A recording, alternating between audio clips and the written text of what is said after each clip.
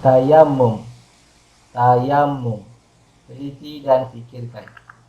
Ustaz, kaki saya berbalut. Bagaimanakah cara saya mahu berwuduk nanti? Nizam. Dalam keadaan-keadaan tertentu, Islam mengharuskan kita bertayamum. Nilai murni, ziarah menziarahi amalan diberkati. Tayamum. Pengertian. Tayamum bermaksud menyapu debu tanah yang suci ke muka serta kedua-dua tangan hingga ke siku dengan niat dan syarat-syarat tertentu. Dalil. Firman Allah Subhanahu wa taala, "Falam tajidu ma'an fatayammamu sa'idan thayyiba." Surah Al-Ma'idah, surah ke-5 ayat yang ke-6.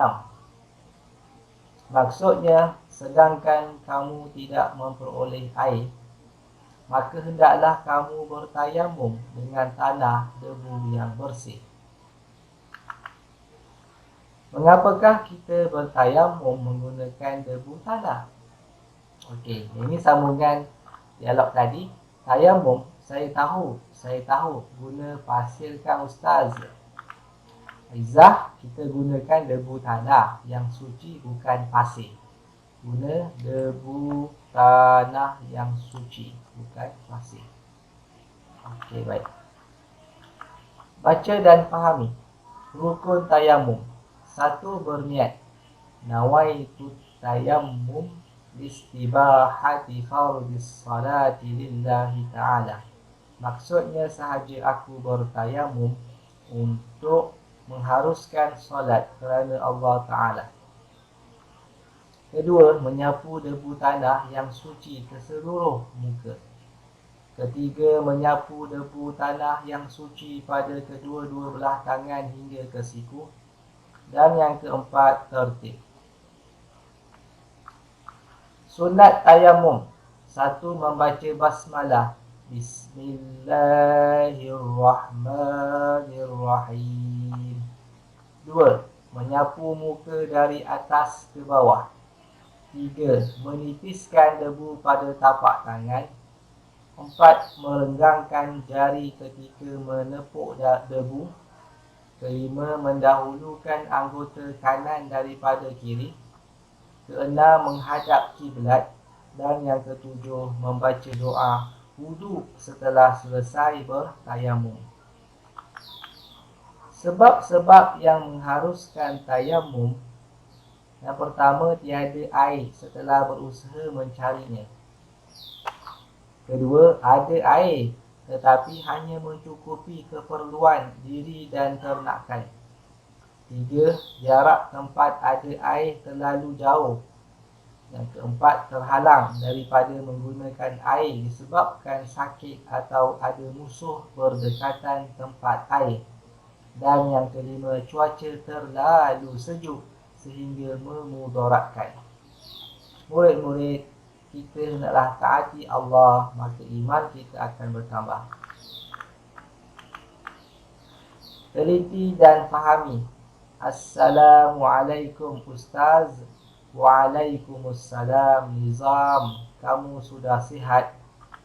Belum lagi, saya masih di hospital. Ustaz, maafkan saya, hendak bertanya, apakah syarat-syarat tayamum?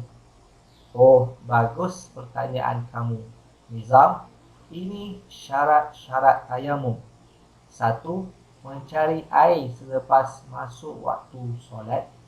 2. Masuk waktu solat. 3. Menggunakan debu tanah yang suci. Dan yang keempat, menghilangkan najis terlebih dahulu. Oh, begitu. Baru saya tahu. Jika saya terkentut, batal atau tidak tayamum saya? Jika saya terkentut, batal atau tidak tayamum saya, Ustaz? Hihihihi. Ada-ada sahaja kamu Nizam. Tentulah batal. Antara perkara yang membatalkan tayamum, 1. Melakukan semua perkara yang membatalkan wuduk. 2. Ada air selepas bertayamum sebelum solat. 3. Sembuh daripada sakit dan boleh menggunakan air. 4. Telah luput waktu solat. Dan yang kelima, murtad. Maknanya 1 kali tayamum untuk 1 kali solat saja.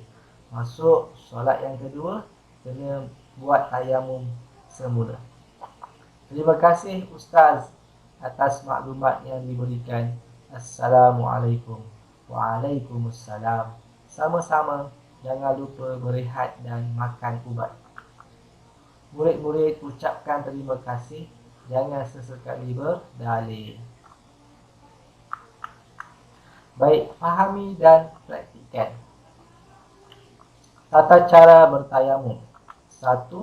Tekap kedua-dua tapak tangan pada debu tanah yang suci. Tekap. Yang kedua, nipiskan debu pada kedua-dua tangan. Nipiskan. Ketiga, sapukan debu suci ke muka sambil berniat. Yang keempat, ulangi tekap kedua-dua tapak tangan pada debu tanah yang suci dan nipiskannya. Kelima, sapukan debu yang suci pada tapak tangan kiri ke bahagian bawah tapak tangan kanan hingga ke siku. Yang keenam, ulangi menyapukan debu yang suci pada tapak tangan kanan ke bahagian bawah tapak tangan kiri hingga selesai.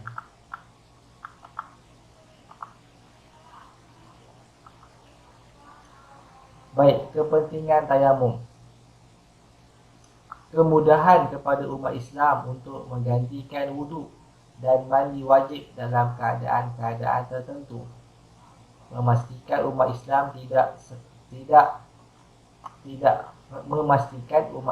tidak sewenang-wenangnya meninggalkan ibadah dengan sengaja, menghilangkan kepayahan dan kesulitan, menyucikan jiwa manusia. Umat Islam disuruh sentiasa berada dalam keadaan suci. Baik, tahukah kamu tayamum mampu menyucikan zahir dan batin? Inilah antara kepentingan bertayamum. Kebersihan jiwa nurani, mandi wajib, berwuduk, tayamum. Maka mandi wajib, berwuduk, tayamum, maka kita boleh solat, boleh tawaf, boleh baca Quran. Kalau tak ada air, boleh tayamum. Tayamum merupakan antara ibadat penting bagi menggantikan wuduk dan mandi wajib. Kelonggaran ini membuktikan kasih sayang Allah SWT kepada hamba-Nya supaya tidak meninggalkan ibadah dengan sengaja.